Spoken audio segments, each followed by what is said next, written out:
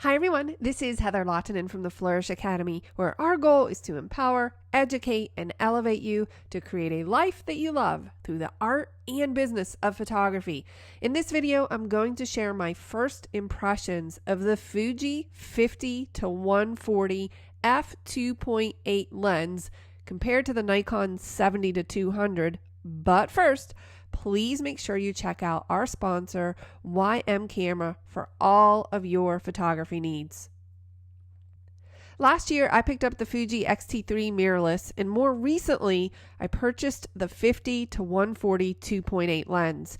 Because the X-T3 is a crop sensor, this is the equivalent of my all-time favorite lens, the 70-200, and I thought it would be fun to take several test shots and compare the 50-140 on the Fuji versus 70-200 on my Nikon D750. Okay, listen, none of my experiments are overly scientific. They simply satiate my need for data. I choose to share my thoughts with you, so relax. Of course, you are entitled to your own opinion, and I'll be sharing more of my thoughts and behind-the-scenes images in the Flourish.Academy membership. I'll post a link below. I shot these photos over a few days, and the first day I set the camera to I set both cameras to manual mode so that I would have the exact same settings, but I neglected to set the Kelvin temperature. So the white balance will be a little bit different between the two, but on the second day I corrected that. So I'll let you know when I get to those images. So in this first image, obviously I'm focusing the flower on the right, and you can tell the difference in the bokeh, the depth of field, that is, by looking at those two closed buds on the left-hand side of the frame. They were a little bit behind my focus point, and you can see that on the Fuji, especially the bud on the far left, is a little more defined than with the Nikon. Now, this isn't surprising because the Nikon is a full-frame camera, so it's going to handle depth of field a little bit differently. But because I know I work with a bunch of pixel peepers, I like to zoom in and look at the focus and see what I think. And in this case, the Fuji and the Nikon look very similar, although in future images, I think you'll notice, or at least I did, that the Fuji seems a bit sharper. So this is my friend Brittany. I just grabbed a few shots of her. I did not change where I was standing, which is why you see a difference from the Fuji. It reaches a little bit farther than the Nikon, but again, pay particular attention to the background and how it handles depth of field. In this case, the background was probably 50 yards behind her, so pretty far. So of course, you're not going to see much detail. Now, I found this photo to be very interesting. I put her inside of our willow tree, and what I want you to know is just the way the depth of field looks on all of those branches and leaves. Again, they're more defined with the Fuji than they are with the Nikon. Also, doesn't it feel like the Nikon has almost a circular pattern to that depth of field versus the Fuji? And as I'm going through these images, you'll notice that the Fuji is a little bit darker than the Nikon. Now, I'm not sure what that's about, except that more light must be available in the full frame with that particular lens setup. I don't know. Somebody smarter than me will have to advise me as to why that's the case. I understand why it's closer because it reaches a little bit further, but and maybe that also has to do with the light. But again, you can see the difference in the background. Taking a look at this image, you can really see the bokeh. Bokeh is defined as the way the lens renders out of focus light, in this case behind my subject. So you can really notice it here right behind her head, how it looks a little bit different. And then I came in a little bit closer.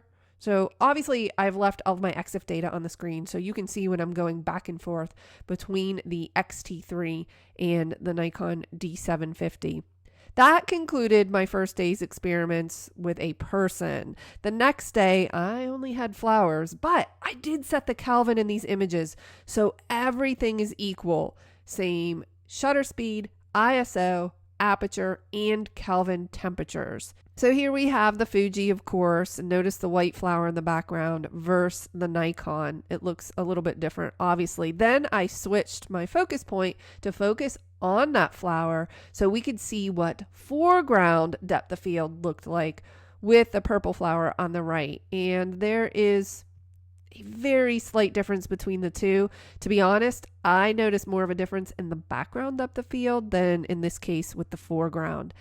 Now in this image, what I decided to do was leave that tree in the background of my frame. It's actually two trees, and you can see that it's a little more defined in the Fuji than in the Nikon.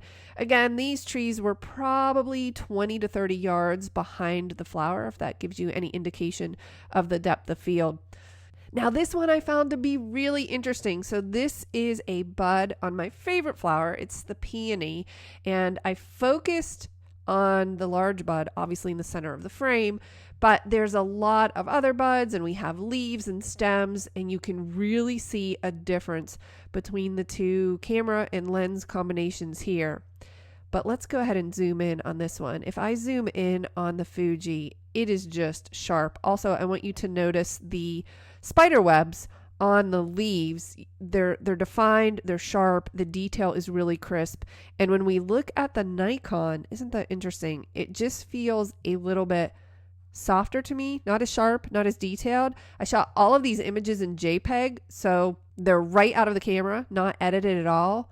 And I find that Fuji, I mean, that looks so much sharper to me than this one. And that happened on several images. And in fact, on the images that I rejected that didn't make the cut, it seemed to me that the 70 to 200 had a lot more soft and out of focus images than the Fuji did. Okay, again, this is just a bunch of flowers, so you can see the difference in the focal length. And if we were to zoom in, nice, fine, sharp detail on the Fuji, a little bit softer on the Nikon. Let's take a look at this pine tree. There we have Fuji. There we have Nikon. And if we were to zoom in on this, look at the detail on the pine needles as well as the little baby pine cone that is starting to form versus the Nikon. Again, I find the detail in the Fuji to be sharper and more pronounced. Personally, I really like the way that looks better. So what are the key takeaways from this experiment? Well, both lenses are excellent. And I think it largely comes down to budget and personal preference. And you wouldn't typically be taking comparison photos like this, which means you wouldn't know or even care about the subtle differences between the two lenses. I've been shooting with the 50 to 140 for a few weeks now, and I absolutely love it. I love the sharpness. I feel like it nails the focus more often. However, I will say that I still pick up both cameras and shoot with both cameras. So I don't know that I have a complete loyalty one way or the other. If you have thoughts or opinions, or if you shot these lenses, please leave a comment and let me know. I hope that you found this useful. I'll see you in the next video.